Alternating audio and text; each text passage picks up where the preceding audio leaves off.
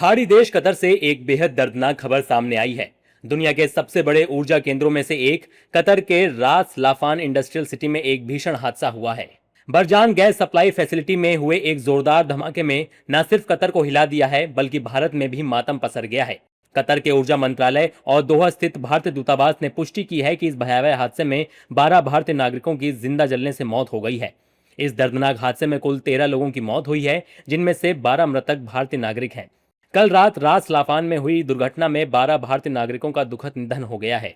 हम शोक संतप्त परिवारों के प्रति अपनी गहरी संवेदनाएं व्यक्त करते हैं और दिवंगत आत्माओं की शांति के लिए प्रार्थना करते हैं। इस घटना में घायल हुए सभी लोग स्थिर स्थिति में हैं और उन्हें उचित चिकित्सा उपचार प्रदान किया जा रहा है। कतर स्थित भारतीय दूतावास कतर के अधिकारियों के साथ लगातार संपर्क में है और प्रभावित भारतीय नागरिकों तथा उनके परिवारों को हर संभव सहायता प्रदान करने के लिए कार्य कर रहा है।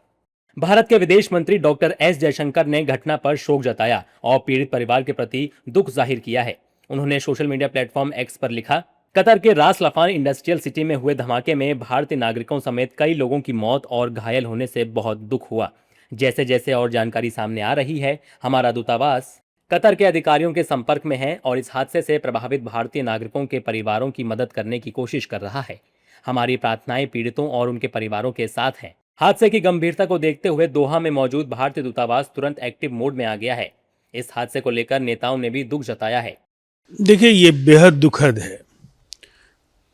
विदेश मंत्रालय कतर में भारतीय दूतावास से संपर्क में है और निसंदेह जो भी आवश्यक निर्देश हैं वो दिए जा रहे हैं। ये अपूरणीय क्षति है, बेहद दुर्भाग्यपूर्ण, और परिजनों के साथ भारत सरकार उनके दुख की घड़ी में साथ है। It is unfortunate that around 12 people died in an accident in Qatar, and this incident is a tragic incident, and we all condole the deaths of the Indians there.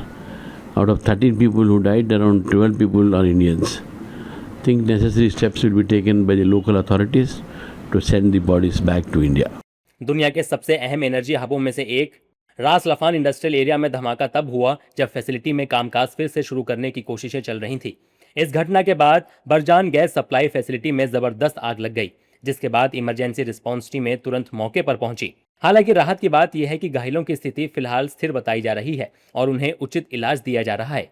बता दें कि कतर में करीब 8 लाख से ज्यादा भारतीय प्रवासी रहते हैं, जो वहां के विकास में बड़ी भूमिका निभाते हैं। भारतीय दूतावास अब कतर के प्रशासन के साथ मिलकर लगातार संपर्क में है ताकि मारे गए 12 भारतीय नागरिकों के शवों को जल्द से जल्द भारत लाया जा सके।